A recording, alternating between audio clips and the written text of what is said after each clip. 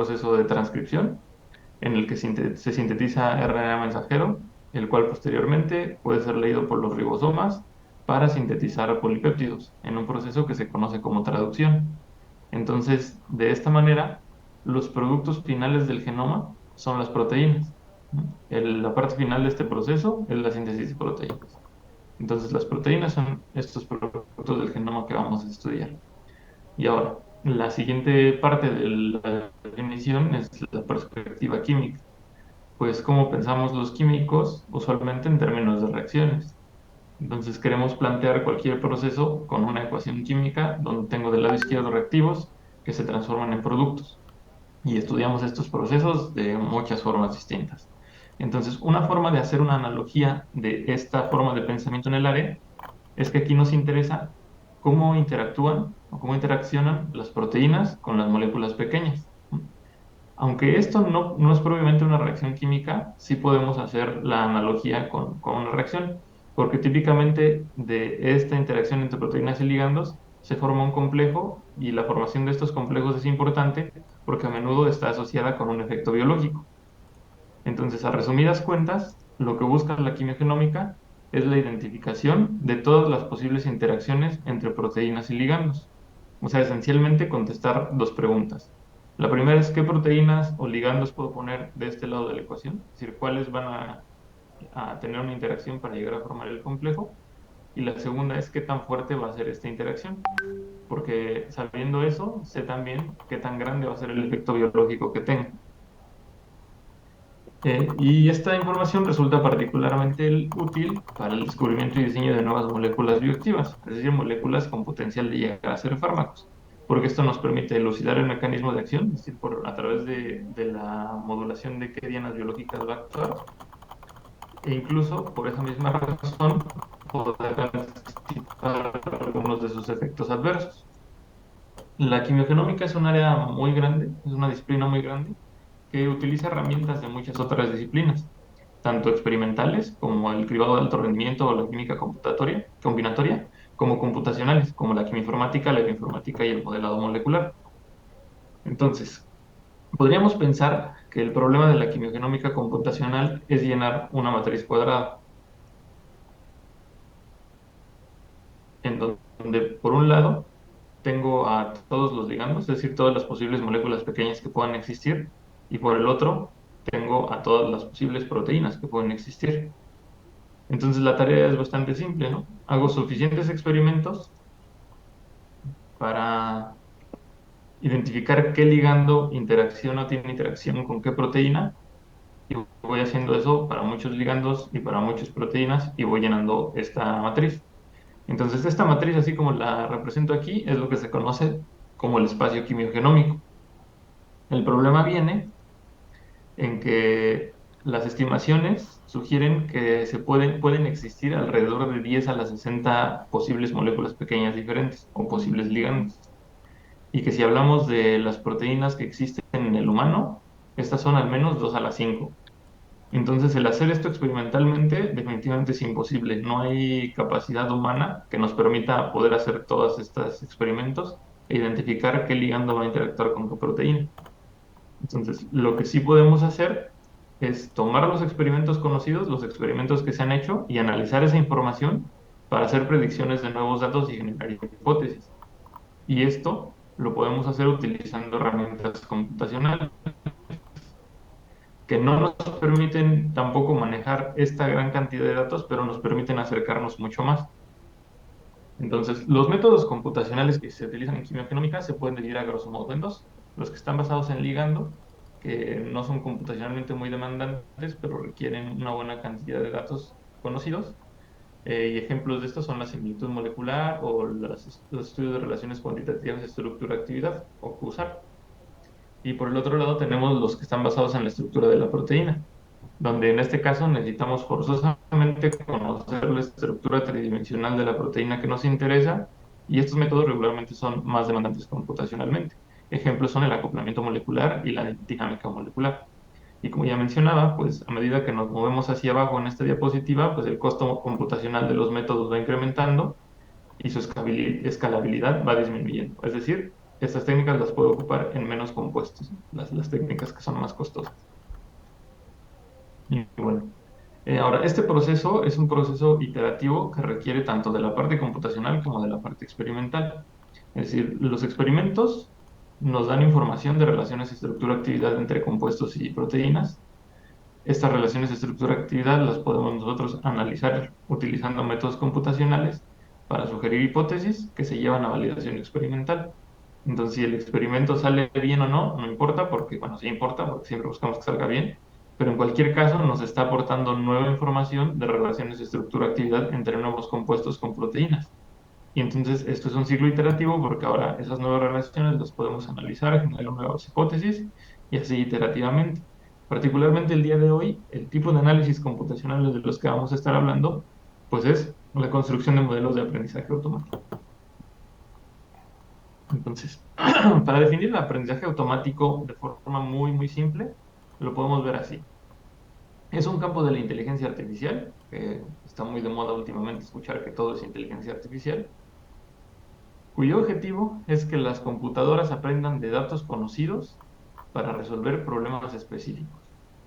Entonces, la idea es bastante simple, ¿no? Necesitamos datos, ejemplos conocidos del problema que me interesa que la computadora aprenda a resolver.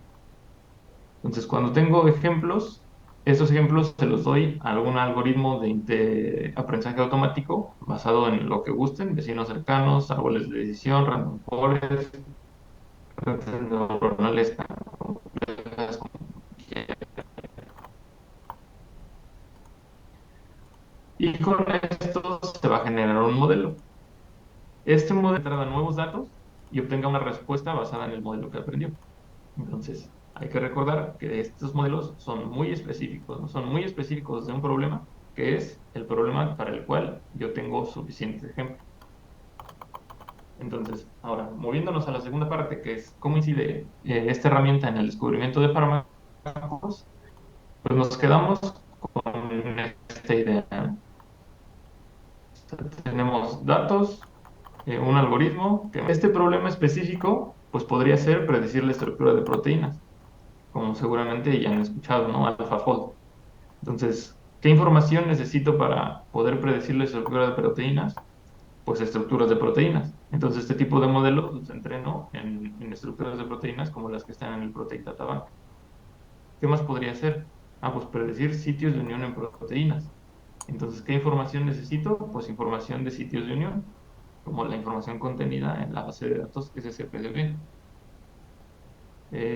Si yo quiero predecir la actividad biológica de compuestos sobre proteínas, pues ¿qué necesito? Pues conocer actividad biológica de otros compuestos sobre proteínas, que es información que encontramos en bases de datos quimiogenómicas como KMBL o Binding Database. Y si yo quiero generar compuestos con propiedades específicas, pues necesito conocer compuestos que ya tengan esas propiedades específicas. Información que podré obtener, por ejemplo, de Cochrane. Ahora, yéndonos a algunos ejemplos particulares, pues ahora vamos a hablar de un modelo de clasificación. Entonces, una de las tareas que podemos hacer con el aprendizaje automático es esta, ¿no? La clasificación. Particularmente hablaré de clasificación binaria, que es un problema en el que necesito etiquetar datos entre dos clases posibles. Por ejemplo, etiquetar un compuesto como activo o inactivo sobre una proteína o una cadena biológica, como agonista o antagonista sobre un receptor, o incluso clasificar si se une o no se une a una proteína determinada. Entonces, para eso, pues lo que necesito es tener datos de esos compuestos que caigan dentro de estas dos clases. Entonces, si yo tengo muchos compuestos que bajo alguna representación puedo mapear en un espacio, en este caso representado en dos dimensiones, lo cual es una reducción bastante grande, estos datos yo se los paso al algoritmo de aprendizaje automático y lo que va a hacer este algoritmo es tratar de generalizar, es decir, establecer una regla general con los datos que yo le doy. Y entonces lo que hace es básicamente partirme este espacio y decirme, ah, mira, de este lado caen los puntos rojos y de este lado caen los puntos azules, donde esto pues, puede ser alguna de las clasificaciones que muestro aquí, ¿no? Activo o inactivo, por ejemplo. Entonces, ¿cómo representamos los datos para poder hacer este tipo de modelos o para poder entrenarlos? Pues podemos representarlo con cualquier tipo de descriptor, es decir, cualquier número que me diga algo acerca del compuesto. Eso podrían ser sus propiedades físico-químicas, como su peso molecular, cuántos oxígenos tiene, cuántos nitrógenos tiene, cuántos átomos donadores de hidrógeno, donadores de fuente de hidrógeno, etcétera, etcétera. O también lo podríamos hacer utilizando representaciones de su estructura, como las huellas digitales moleculares, que es lo que pongo en esta diapositiva. Entonces, estas huellas digitales son un vector de muchas posiciones, tantas posiciones como quiera, en donde cada una de estas posiciones puede ser 0 o 1, donde 1 me indica la presencia de alguna estructura, de alguna subestructura en particular del compuesto, y 0 me indica su ausencia. Entonces, tengo varias formas de construirla. Una puede ser basada en diccionario, donde yo predefino las subestructuras que me interesan y veo si aparecen o no en el compuesto. Otra puede ser definiendo las subestructuras a partir de los compuestos que estoy analizando, iterando sobre, bueno, centrándome en un átomo e iterando sobre ciertos enlaces de distancia. Es decir, por ejemplo, en este caso, me estoy centrando en el oxígeno y me estoy moviendo a dos enlaces de distancia. Entonces muevo 1 y 2 hacia cualquiera de los lados y tengo este fragmento que codificaría en una de las posiciones del vector. Y la otra opción es muy parecida, pero en lugar de crecer el fragmento hacia todos lados,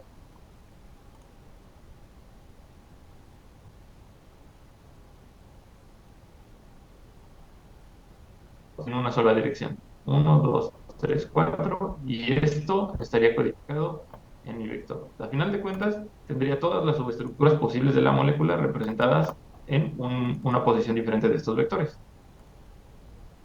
Entonces, una aplicación de esto es algo que publicamos en 2021, donde construimos modelos de clasificación binaria para 55 proteínas, que se conocen como, bueno, dianas epigenéticas, son reguladores epigenéticos, y construimos modelos de clasificación utilizando justamente como descripción estas huellas digitales moleculares, y además estos modelos los pusimos disponibles a través de esta web, se llama Epigenetic Target Profiler, en donde el usuario le puede dibujar la estructura del compuesto que quiere predecir y lanzar la predicción con estos 55 modelos. Y al final, la aplicación lo que hace es regresar las predicciones de los modelos diciendo contra qué proteínas de estas epigenéticas podría actuar el compuesto que el usuario dio de entrada. Ahora, hablando de otra aplicación, ahora vamos a platicar sobre los modelos de regresión. Este tipo de modelos nos sirven para modelar relaciones cuantitativas, es decir, ya no solamente etiquetas de sí, no, o activo, inactivo, sino ahora si es activo, que me diga cuánto. Los ejemplos de esto, pues podría ser para poder predecir propiedades fisicoquímicas de los compuestos, como su presión de vapor, o su temperatura de fusión, o alguna otra que nos interese. Particularmente en el diseño de fármacos, pues nos interesa predecir su pKi o su pKd, que es la afinidad con la cual se une a una proteína, o su capacidad de inhibirla. Entonces, para esto, voy a hablar particularmente de lo que está señalado aquí en negritas, que es predecir la afinidad de unión a una proteína. Entonces, para esto que necesitamos, pues necesitamos ejemplos. Conocida para esto es el PDB-Bind, que contiene datos de estructuras cristalográficas de proteínas formando un complejo con ligandos, de los cuales además se conoce su actividad experimental. Entonces, con esto construimos un modelo de regresión que lo que buscará hacer es que exista una muy buena correlación entre los datos experimentales que yo conozco y los que predice el modelo. En este caso, ¿cómo representamos a los datos de estos complejos proteína-ligando? Pues hay muchos trabajos en el área y cada uno escoge representaciones distintas dependiendo de los algoritmos que vayan a emplear. Entonces, hay trabajos en donde estos complejos se representan como imágenes tridimensionales y se procesan con redes convolucionales. Hay otros trabajos, como el que hicimos nosotros, en donde representamos al complejo como un vector de conteos entre pares de átomos de la proteína y el ligando. Es una descripción muy simple. E incluso hay otros que describen al complejo proteína-ligando como un grafo, con nodos de diferentes características unidos por ejes de distintas características.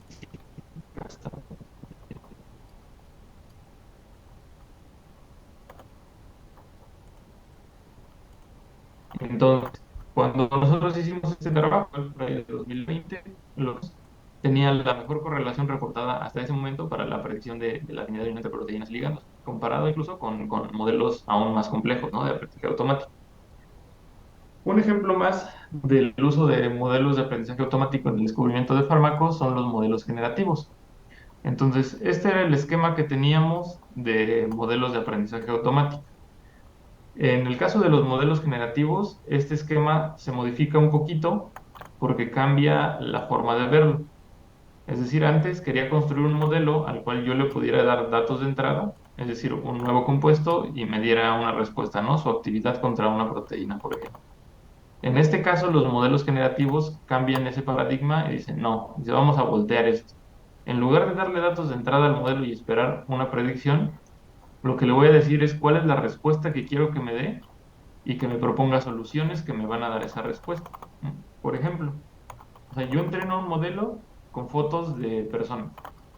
Y entonces el modelo lo que va, o el algoritmo lo que va a tratar de hacer es entender la estructura de esas fotos y decir, ah, bueno, las características que son importantes para que tenga esto la cara o el rostro de una persona son tales y aprende esa distribución de características. Y luego le digo, ok, pues ahora dame una muestra de esa distribución que aprendiste. Es decir, genérame una foto de una persona, del rostro de una persona que no hayas visto antes. Y se obtienen cosas como la que muestro aquí del lado derecho. Es decir, entonces aprenden las características de los datos para generar datos muy parecidos a esos, pero que no se han visto antes.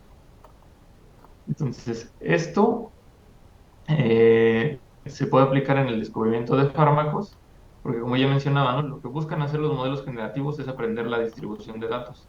Entonces, si yo tengo muchos datos de compuestos que tienen una propiedad específica que a mí me interesa, o que tienen una actividad específica contra una diana biológica que a mí me interesa, pues lo que puedo hacer es tomar estos datos que podría sacar de PubChem o ChemBL y meterlos en un algoritmo que va a aprender la distribución de estos datos. Y luego lo que puedo pedirle es, ah, pues ahora ya que conoces la distribución, dame muestras de esta distribución con datos nuevos. Entonces, un ejemplo de esto, o sea, esto lo podemos hacer con los mismos tipos de descriptores que mencionaba antes, es decir, cualquier propiedad físico-química o cualquier valor numérico que represente los compuestos o las huellas digitales moleculares que representen su estructura, o incluso lo podría hacer visto desde textos, porque tenemos en quimioinformática y en química varias notaciones en forma de texto para representar a compuestos. Entonces, por ejemplo, aquí, si yo tomo compuestos que son analgésicos y entreno un modelo generativo y luego le pido que me dé compuestos, pues lo que va a hacer es darme compuestos que probablemente sean también analgésicos, pero que estructuralmente no se parecen a los datos con los que se entrenó el modelo. Entonces, bueno, hasta aquí ya les mencioné algunos ejemplos de aplicaciones del aprendizaje automático en el descubrimiento de fármacos, pero no todo en la vida es tan bello, ¿no? O sea, no todos son aplicaciones súper buenas y súper útiles. Vamos a ver un poquito de la otra cara de la moneda. Entonces, ¿qué problemas se presentan con este tipo de modelos? Uno de los primeros, o uno de los principales, es su capacidad de generalización.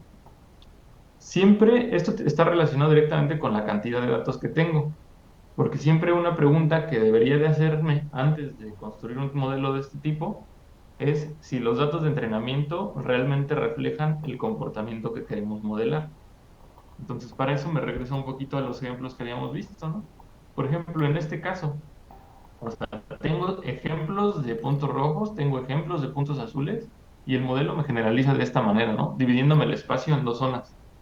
Pero en realidad yo no tengo certeza de que esta sea la distribución verdadera de los datos. Bien podría tener un solo círculo azul que me encierre a estos puntos y que toda la demás región del espacio sea roja. Pero como no tengo suficientes datos, no hay forma de que yo sepa eso. Entonces, siempre esto es algo que hay que tener muy en cuenta y que desde hace muchos años en QSAR es algo que se le llama dominio de aplicación. Es decir, puedo hacer predicciones que estén cerca de los datos que tengo, pero no pensar que con tener poquitos datos puedo hacer un modelo extremadamente general que me sirve para todo. Y también aplicaría con los modelos generativos. Porque si no tengo suficientes datos, ¿cómo estoy seguro que la distribución que aprende mi modelo es la correcta? Entonces podría pedirle muestras que no tengan absolutamente nada que ver con la distribución real de los datos. Entonces, si nos regresamos igual al planteamiento este de la matriz del espacio quimiogenómico, también tenemos un enorme problema relacionado justo con lo que comentaba de la cantidad de datos. Hay estudios que han intentado estimar qué tanto de esta matriz conocemos en las bases de datos quimiogenómicas de acceso público, y los resultados no son muy alentadores.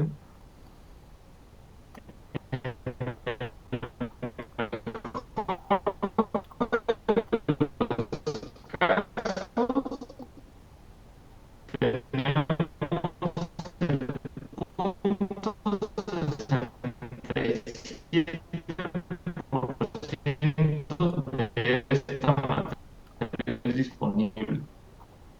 Entonces es imposible pensar que estudiando el 0,67% de estos datos pueda yo predecir el otro 99,3% restante.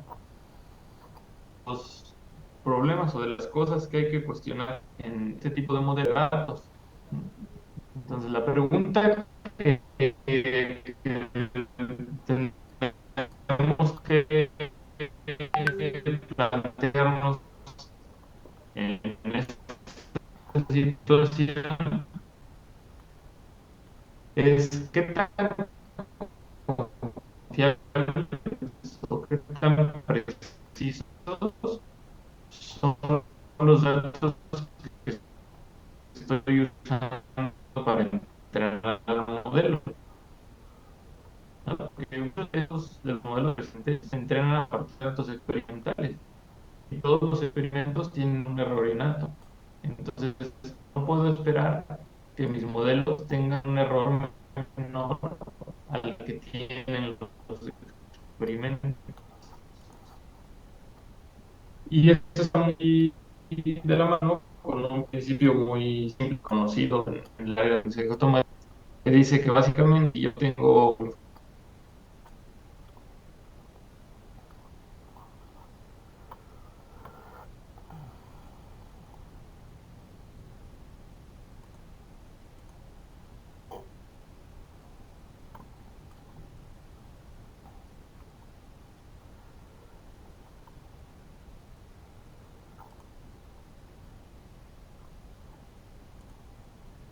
Una disculpa, me parece que se le volvió a caer el internet al ponente.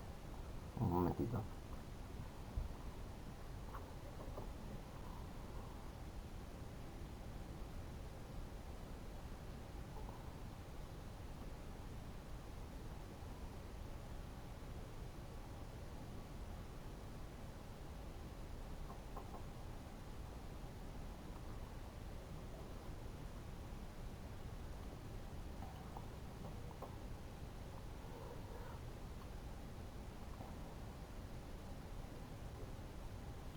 Una disculpa por las fallas técnicas, no es que a veces ya ven que pasa estos problemas con el internet.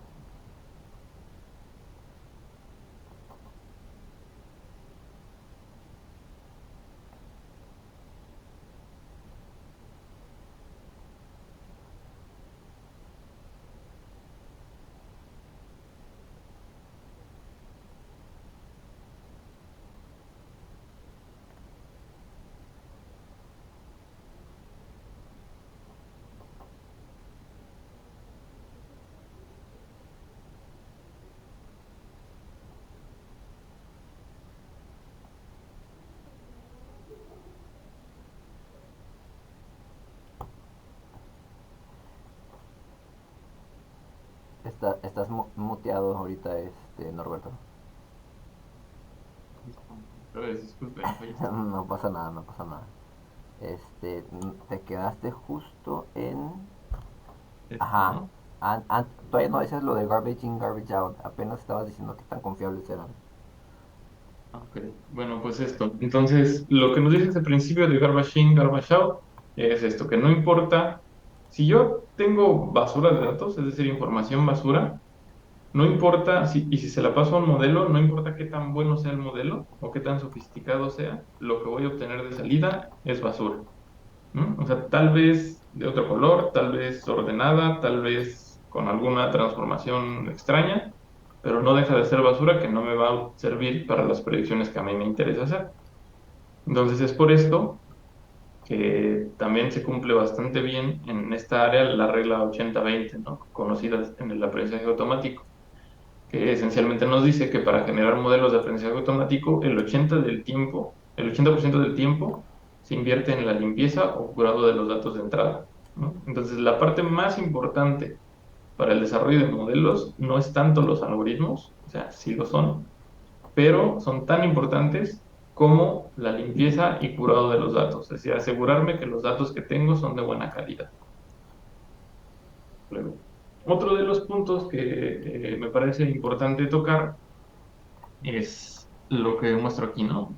El uso inteligente de estos modelos en contra de la moda. Entonces hay que responder un par de preguntas. La primera es, ¿cuándo usar estos modelos de aprendizaje automático? Pues obviamente esto es muy subjetivo y es un poco parte de la opinión, no son reglas absolutas y no significa que todo el mundo lo tenga que hacer, pero me parece que es conveniente saberlo, ¿no? Entonces, primero, cuando se tenga información suficiente sobre el problema que se va a abordar. Es decir, no podemos usar este tipo de modelos a ciegas como cajas negras. Y el segundo, cuando tengamos un proyecto que esté orientado a resolver un problema y no al uso de una técnica, ¿no? Por ejemplo, haciendo una analogía, ¿no? Si yo tengo una tabla y tengo un clavo y quiero meter el clavo en la tabla, tengo un problema que quiero resolver. Lo que haría cualquier persona un poco cuerda sería, pues para resolver este problema necesito un martillo, ¿no? Y voy por el martillo y meto el clavo. Pero ¿qué es lo que pasa mucho últimamente? Que muchos dicen, tengo un martillo. ¿En qué podría usar este martillo, no? Pues lo voy a usar para enroscar tuercas, para atornillar tornillos y para meter alfileres en corcho, ¿no? Entonces, pues si lo usas, seguramente algo hará, pero definitivamente no está pensado para abordar ese tipo de problemas. Ujú. Entonces, siempre la mentalidad tiene que ser resolver el problema y no aferrarse en querer usar una técnica específica. Y esto aplica para muchas áreas de la ciencia, ¿no? Particularmente ahorita, pues hablamos de esto. Y la otra pregunta a responder sería, pues, ¿cuándo no usar estos modelos de aprendizaje automático? Y aquí hay un par de puntos. Uno, cuando se usan porque son populares, ¿no? O sea, hay que utilizar aprendizaje automático o inteligencia artificial porque todo el mundo lo está haciendo y en todos lados está sonando, entonces así vendo mejor el proyecto y vendo mejor el artículo y lo que sea. Entonces eso no, definitivamente no sería recomendable. ¿Por qué? Esto puede ponerse a discusión, ¿no? Seguramente no todos concordarán con mi opinión, pero el hecho de que esta sea una de las películas más taquilleras no hace que sea buena. Digo, a mí me gusta, ¿no? Pero eso es muy subjetivo, ¿no? No quiere decir que esto sea una obra de arte en el cine. Ujú. Y lo mismo con la música. Que un montón de gente escuche reggaetón no hace que el reggaetón sea buena música. Entonces, que sean populares los algoritmos de aprendizaje automático no quiere decir que nos vayan a resolver la vida. El otro de los puntos es, pues, de preferencia evitar el uso de modelos de aprendizaje automático cuando tengo modelos más simples que además puedo explicar de forma muy fácil, que puedo usar y me van a dar exactamente el mismo resultado. Y esto está de la mano con el principio de parsimonia, ¿no? Que establece el filósofo Guillermo de Ockham, que dice, pues en igualdad de condiciones, la explicación más sencilla suele ser la correcta. Entonces, si tengo un modelo de regresión que utilizando cuatro variables o cuatro propiedades fisicoquímicas me da una buena predicción de la actividad de mis compuestos, ¿por qué razón querría yo generar un modelo con 2000 descriptores utilizando una red neuronal de arquitectura súper profunda? No hay necesidad. Si puedo resolver el problema de una forma más simple, mejor lo hago así. Y bien, llegamos a la parte final. Entonces, lo único que me gustaría de mencionar aquí como mensajes para llevarse a casa es esto, ¿no? O sea, uno, que el aprendizaje automático no es la respuesta absoluta a todos los problemas. Sí ha habido muchos avances y sí es muy útil en muchas áreas, pero definitivamente esto no va a venir a reemplazar ni otras técnicas, ni a los experimentos, ni a la gente. ¿Por qué? Particularmente en este campo, por la diapositiva que ya les había mostrado, ¿no? Este es un esfuerzo multidisciplinario que requiere de gente que haga experimentos, gente que los analice y gente que genere hipótesis. Entonces, el aprendizaje automático por sí solo no va a resolver todo este problema. De hecho, si no tuviéramos datos experimentales, no podríamos hacer aprendizaje automático. Y para terminar, pues les dejo aquí una cita de una frase que dijo Lord Kelvin, o que se le asocia a él, que dice que lo que no se define no se puede medir, lo que no se mide no se puede mejorar, y lo que no se mejora se degrada para siempre y resulta inútil. Entonces, en el caso del aprendizaje automático, pues yo lo diría más o menos de esta forma, ¿no? O sea, nuestra misión de las personas que nos dedicamos a esta área científica no es solamente la de celebrar y aplaudir los grandes logros que se tiene con el aprendizaje automático en múltiples áreas, sino que una tarea igual o quizá más importante, para que este campo siga floreciendo y siga avanzando, tenemos que cuestionar y retar absolutamente todos los resultados que nos den estos modelos. Y de esto, pues también, aunque sí existen muchas publicaciones que se vuelven muy famosas porque presentan un modelo súper novedoso para resolver un problema, también hay muchas otras publicaciones que se la pasan retando y cuestionando estos alcances. Aquí les pongo tres, por ejemplo. O sea, una donde prueban muchos modelos diferentes y dicen, ah, mira, pues cuando tengo suficiente información, me da igual utilizar una red ultra profunda que un algoritmo más simple. Otros que dicen, ah, mira, pues sí, muy bonito tu modelo, pero no tiene nada de interpretabilidad, ¿no? Te estás olvidando del problema físico que querías resolver. Y otros, pues que de plano dicen, ah, pues mira, para este problema parece que no es el camino. Entonces hay que tener esto muy en cuenta. Y ya. Entonces únicamente no me queda más que agradecer a los organizadores, a Francisco, por la invitación y la oportunidad de hablar hoy aquí para ustedes, a todas las personas que han sido mis mentores y que me han venido orientando y jalando en esta área, y a todos los que ahora vienen empujándome, ¿no? En este pequeño grupo de investigación que poco a poco empieza a crecer. Está la UNAM por el financiamiento y por permitirme dedicarme a esto, y pues a todos ustedes por su atención. Bueno, excelente plática, doctor Norberto. Siempre es muy grato poderlo escuchar y siempre es muy agradable eh, escuchar un poco de las publicaciones que tienen y de su línea de investigación, ¿no? A mí siempre me interesa y me agrada mucho esto. Entonces vamos a abrir la sesión de preguntas. Si alguno de los estudiantes que está conectado o alguno de los docentes quiere hacer alguna pregunta, está disponible. Si no pueden usar su micrófono, me parece que algunas personas pueden usar, pueden escribirlo en el panel de questions and answers y yo leo su pregunta al doctor Norberto. Entonces, si quieren que esperamos a esto de preguntas y respuestas, yo me quedé con algo en el último seminario que nos diste, nos comentaste que este ahorita el AlphaFold, ¿no? Es como un mega boom. Y comentaste que AlphaFold es muy bueno para predecir la estructura secundaria, ¿no? Pero tiene problemas con cadenas laterales. ¿Podrías elaborar un poquito más en esa parte? Mm, sí, esto tiene que ver un poco con el punto que mencionaba aquí, esto. O sea, a final de cuentas, los modelos van a ser buenos para resolver problemas de los cuales les hayas dado suficientes ejemplos. Y entonces en AlphaFold pasa eso porque justamente la forma de representar a las proteínas que usan es una matriz de distancias entre carbonos alfa, ¿no? Bueno, ni siquiera recuerdo si es carbonos alfa o carbonos beta. El punto es que no se utiliza una descripción lo suficientemente fina. Entonces, al final, si esa es la información con la que estás entrenando tu modelo, esa es la información que te va a poder predecir correctamente. Que no deja de ser un gran avance, ¿no? Porque ningún otro modelo ha predecido así la estructura secundaria, ¿no? Bueno, la cadena principal, la estructura de la cadena principal. Pero no deja de tener cosas que mejorar. Claro, claro, claro. Eh, alguno de los eh, estudiantes o docentes que hacen una pregunta. Yo tengo muchas preguntas, pero voy a dar la oportunidad a los demás que participen haciendo una pregunta. Adelante.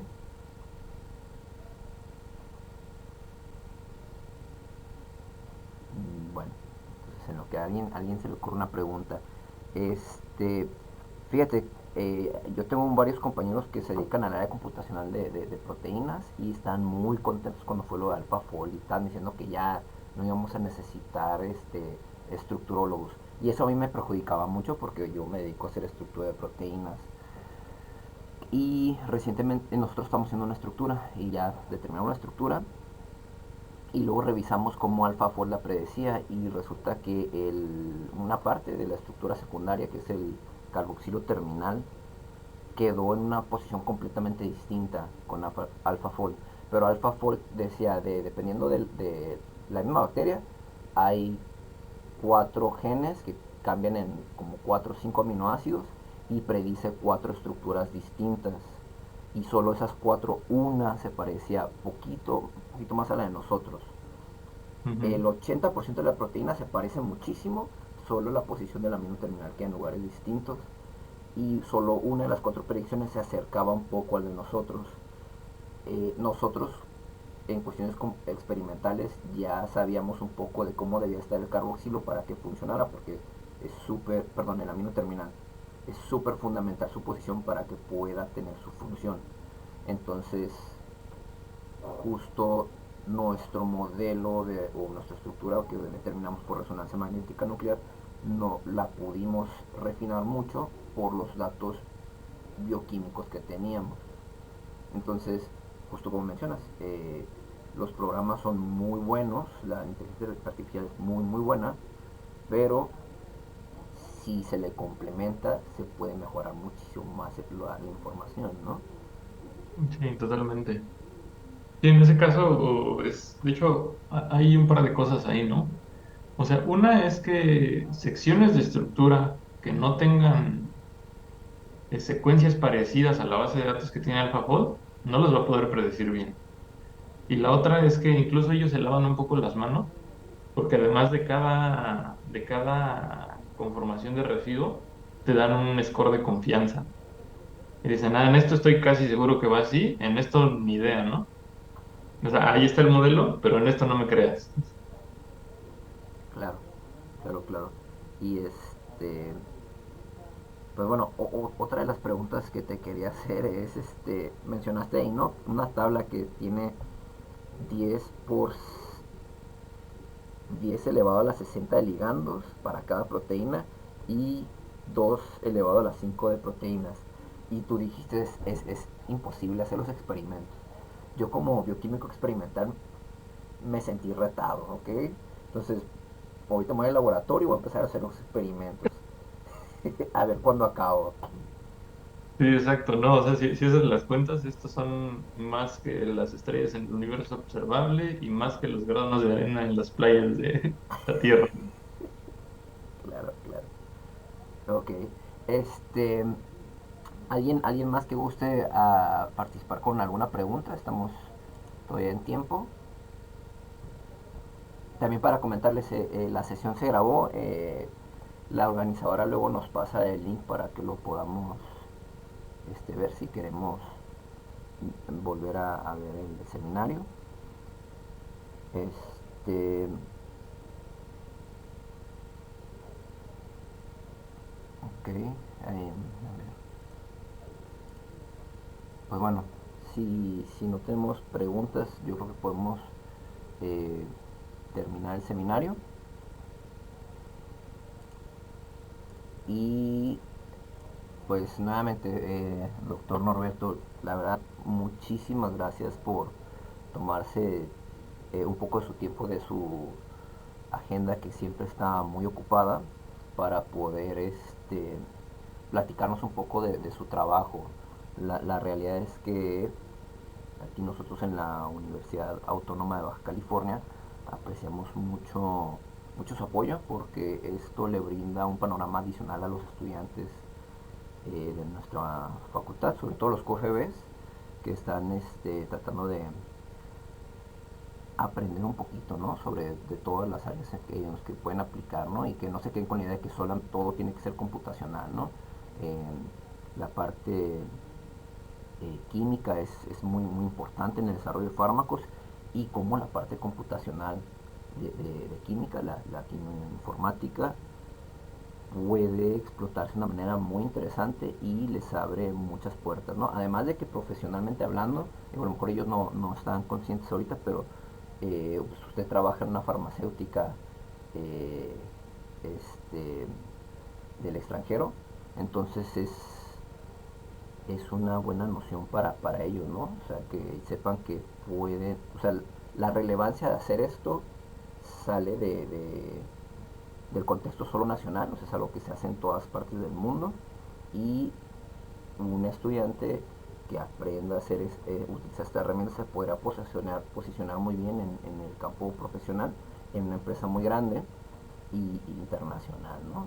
Lo que implicaría un buen apoyo para su economía.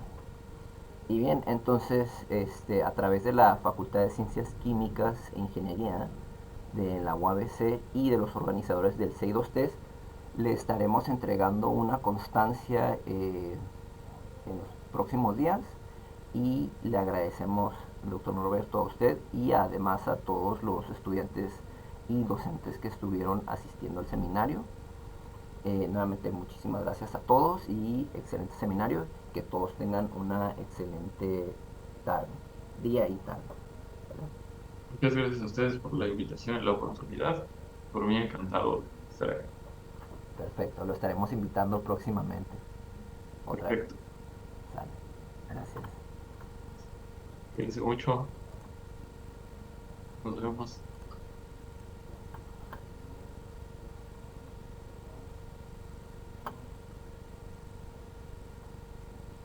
Eh, Profesora Violeta, la, ¿cómo cerramos la sala de conferencia o solo nos desconectamos todos y la sala continúa para la siguiente sesión?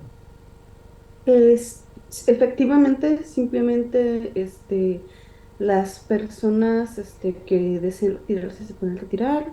Los que gusten quedarse a la sesión de ISIP están cordialmente invitados a continuar. Es, y eso sería todo. Ok, gracias, gracias. Nos vemos, Norberto, hasta luego. Cuídense.